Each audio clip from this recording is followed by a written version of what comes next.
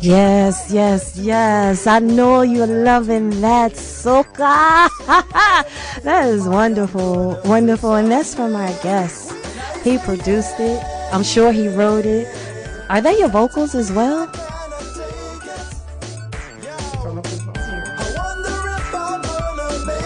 Yeah. You said they are your vocals there? Yeah, those actually are my vocals.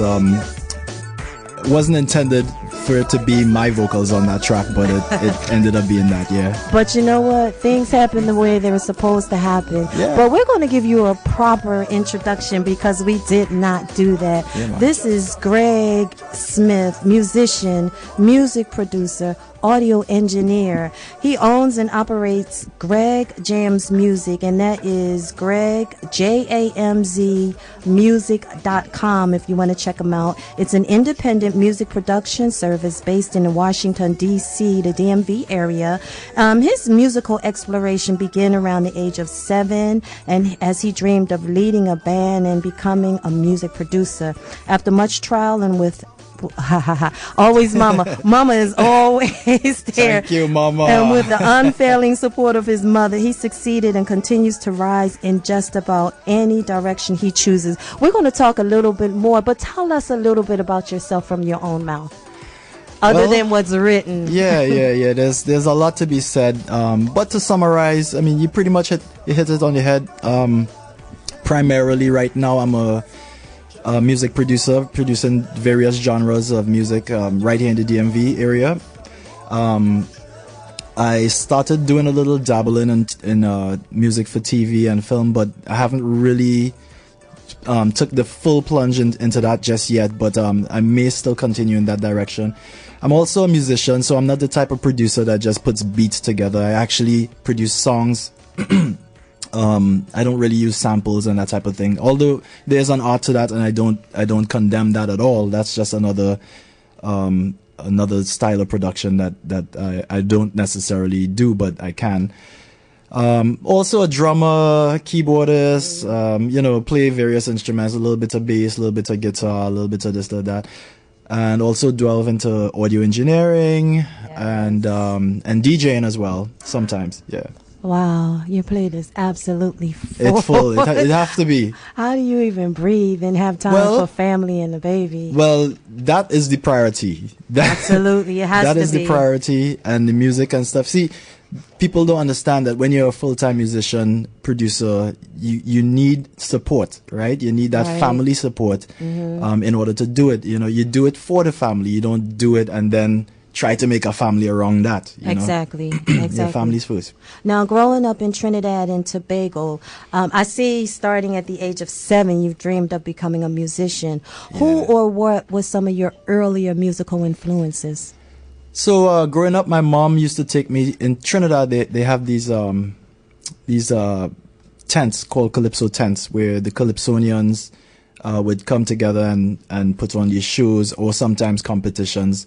And so my mom would take me to those shows, and I, wouldn't really pay attention too much to the vocalists. I would more be looking at the musicians and wondering, like, how is this sound happening, And same thing with my dad, he would put on, he always had the TV and the radio on at the same time. Oh my God. I couldn't understand why. That would have driven me crazy. That drives me crazy. It sparked a certain curiosity for me. I used to wonder how is these voices and music coming out of this small box, So mom would say, I'll take you to a show and show you how musicians perform. And so that was really where my curiosity got sparked, in the Calypso tents in Trinidad. And also dad and mom taking me to Panorama, which is the competition of steel bands in Trinidad around Carnival time. Yeah. Now I see you've accompanied many artists, including David Rudder, Faye Lyons, Kevin Little, Rupee. Look, I'm Yankee. Yeah, that's all good. Well, actually, I'm not Yankee. I just came through the womb here, so Right, but they stole my culture. But who were some of your most influential, and what did you gain from them? Well, I would say, although I'd never accompanied Colin Lucas, he is actually a distant cousin of mine. For those who don't know, who is Colin Lucas? Oh, Colin you're saying Lucas, now, distant cousin? Yeah, he's a distant cousin, but he's also he used to perform a lot in Trinidad. He had a band by the name of Song Revolution, and Colin is probably most known for Dollar Wang. Okay. So that was basically his big hit. But in Trinidad, before all of that, I followed him because, you know, he was the closest to a role model that I could have looked up to at the time. Right. He probably didn't even know that, but it was a big deal to me. And so he was one of my early influences. Other than that, it was everything and every music video I could look at. It was any piece of music, any instrument. I mean, my neighbors had keyboards and stuff like that, so I would, just go borrow a keyboard and try to teach myself something. And that's always been how I was and still am. I'm very curious, so I would, if I hear anything, I'm like, well, how are they making that? And that is pretty much what creators do, is they're curious people that they find out how to do it. I'm always impressed by people who realize their passion at a young age and they stick with it with the tunnel vision. With me, I'm all over the place. It's like, I want to do that, and I want to do that, and I want to do that. And you never truly master one thing, even though I try to tell myself I'm master of all, but I'm just lying to myself. And with you, from a young age and mastering that, look at where it's taking you. So what happened with me is I didn't start off thinking I want to do this, that, and all of these different things. But you're not. They're all in one vein, is what I'm saying. Right. The musical vein. Yeah, but they all came from either curiosity or a need. So, for instance, I think the first thing I started doing was playing drums. Everybody had the story about playing on buckets and that type of thing. So after drums came keyboard, and so I started off as a musician first. When I formed the band later on in DC called Chaos, I remember Chaos. That's infamous content back then. There's a lot. Yeah, that was DC's soca band right there. So, Richard Morales and Brian Bernard, who actually is on the show after this usually, but I think he's out today. Okay. Big up to the Chaos crew. Yeah. Big ups. So Chaos needed an engineer, and we learned from trial and error about audio, and that kind of took me into the direction of audio. It also took Richard, who was the bass player and band leader at the time, in that same direction. So now he also has his audio service called Boom Audio Services right here in the DMV. That spawned from that. Yeah. My production services also spawned from that, because as a band, you want to record, you want to put stuff out. Exactly. And I'm sure you know John Blake on WHUR. Yes. Big up to all the radio stations in the DC area. But John came to us and wanted a theme song for his show, and that kind of spawned the whole production thing as well. With Chaos, so just out of a need and also curiosity is kind of how I, delved into different aspects of the music industry. Now, with the change in music industry, how do you manage to grow with it while staying true to yourself at the same time? Because music today, some of it, it makes me really feel like a dinosaur, and it makes me feel bad for the youth of today. Yes. So, keeping in mind that the music industry is just the business side of things. Music itself is the product, right? Right. So for me, from day to day, if I'm producing something or doing audio engineering, and it's something I don't even want to do or want to produce, or even if I'm a DJ and somebody's asking me to play some song that I'm not even vibrating with. Right. As if I'm being paid to do it, obviously that's my day job. I have to do it. Exactly. However, to keep up, your question was, how do I keep up? How do I manage? Right. To keep up with it, that's why I'm still a musician. So I still play what I want to play. So when I go out and I do a show, for instance, we did a show for the late, a tribute show a couple of weeks ago for the late Ken Professor Fillmore. And on that show, I was asked to do an arrangement of Pan by Storm featuring Shuren Twaits, who's also a phenomenal steel drum player based in the New Jersey area.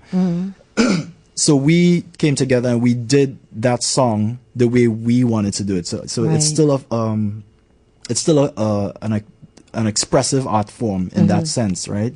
So in the other ways, we have to play whatever the people want. But for me, I think Empress Content has a question for you. Sure.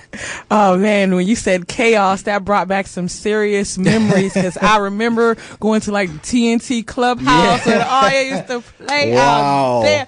And Crossroads, Crossroads. Zanzibar. We used to love some We hit all them places, I'm telling you, and me and my friends, y'all lead singer at that time, we used to call him Mr. Chaos. That would either be Showing Abraham, aka Tara B, who's now based in Florida, or I think it was Tara B. Yeah, or it may have been Dexter Keene based in Baltimore. Okay, well I remember all y'all were definitely the big thing around. Yeah. But what I was going to ask you, like, do you have a favorite instrument? And did you, as you said, you were learning the stuff by ear, did you ever take any formal training? I never took any formal training, but I did attend a piano workshop in the last year or so. The last year or so? Yeah. I know. You're never too old to learn, you know? I know, but I'm just, with your level of expertise, it's interesting that you've just recently taken a lesson. You got to keep pushing forward. If you stop learning, you're dead. You know, absolutely. You got to use the gifts. And as I say, the talents that are granted unto us, it's a responsibility. So you need to either use it, or keep on. You just got to keep on growing, pushing forward, and otherwise you'll remain stagnant. Yeah, man. So who are some of the people that you've been playing with around the DMV recently? Well, pardon me, but I like to consider myself a musical whore. So I play with everybody. Right now, the last person I played with was Show and Twist. As I said, we did that concert right before I went home to Trinidad recently. I play with Leonard Jack and Fusion. I'm sure everybody knows Leonard, the steel drum player in this area.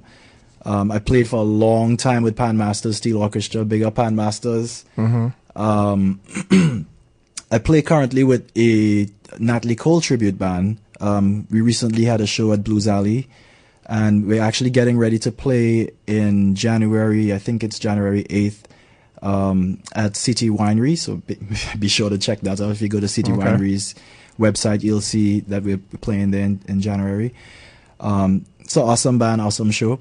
And you still have a unit, right? That I don't actually have my own band anymore. Oh, okay. It's a little easier to play with everybody else than to manage. You would know. Yes. Managing a band and keeping people afloat is not easy. Yeah. You know. But so for right now, I'm playing with various people, and whenever the phone rings, I answer. And of course, the phone rings from Proverbs every night. Of course, Proverbs reggae band. I also play with another group, and big up to Proverbs. I met Zaya. I don't even know how we met. Not sure. Well, DC is small. Yeah. And the Caribbean community is even smaller. So it's inevitable that everyone's going to know into somebody. In closing, what's the message in your music? Like, what would you want people to take away from your music?